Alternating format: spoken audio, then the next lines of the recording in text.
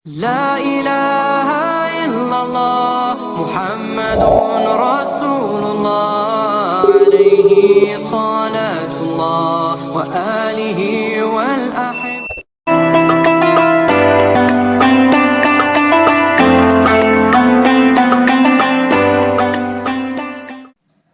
Assalamualaikum warahmatullahi wabarakatuh.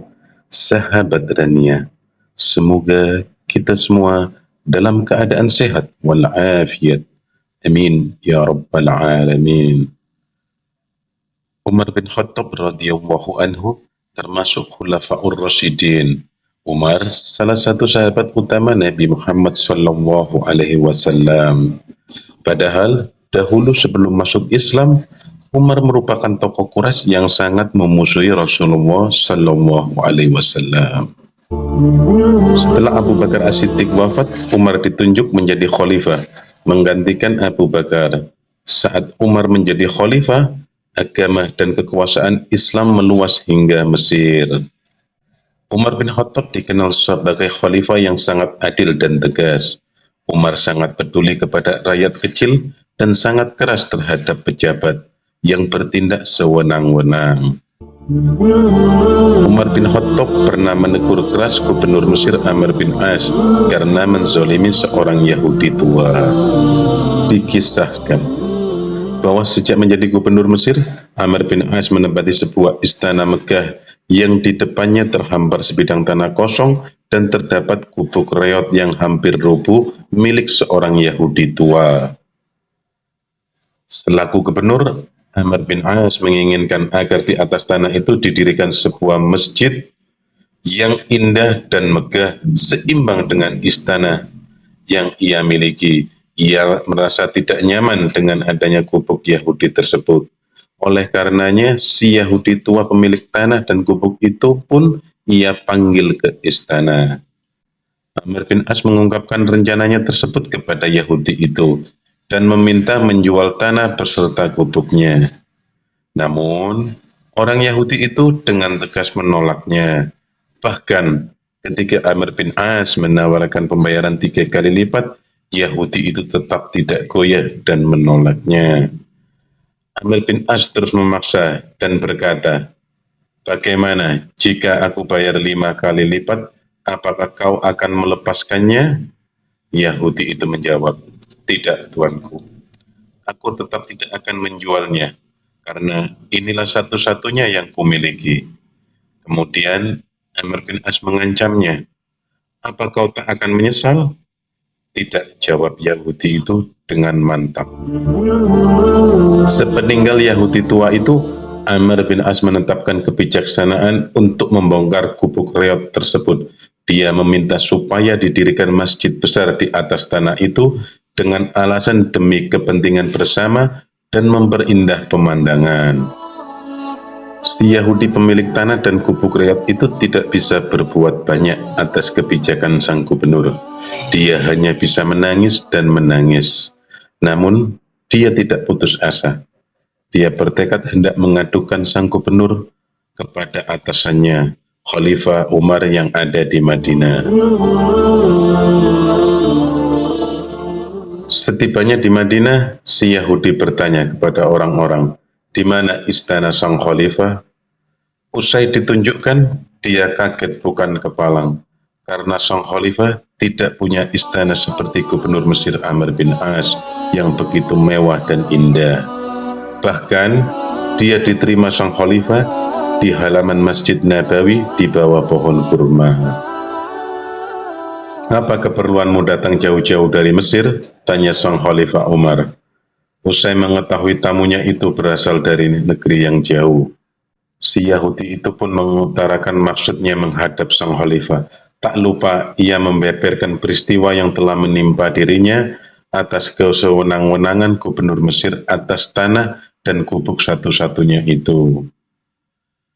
Mendengar itu semua, Umar marah besar. Amr bin As sangat keterlaluan.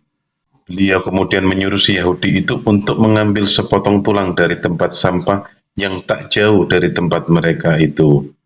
Tentu saja, si Yahudi menjadi bingung dan ragu dengan perintah sang khalifah yang dianggapnya ganjil dan tak ada hubungannya dengan yang ia adukan.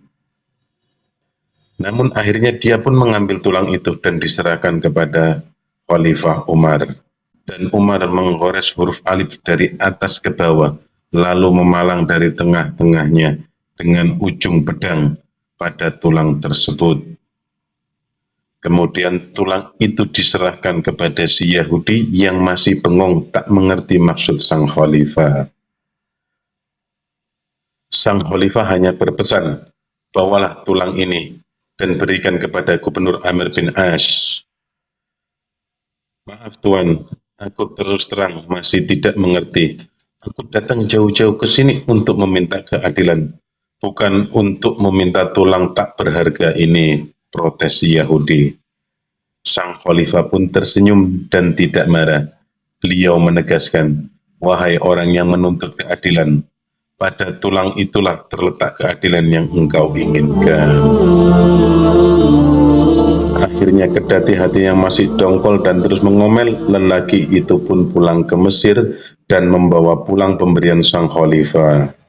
Setibanya di Mesir, dia menyerahkan tulang tersebut kepada sang gubernur. Begitu menerima tulang itu, mendadak tubuhnya menggigil dan wajahnya pucat ketakutan, dan lagi-lagi si Yahudi itu tak mengerti dibuatnya.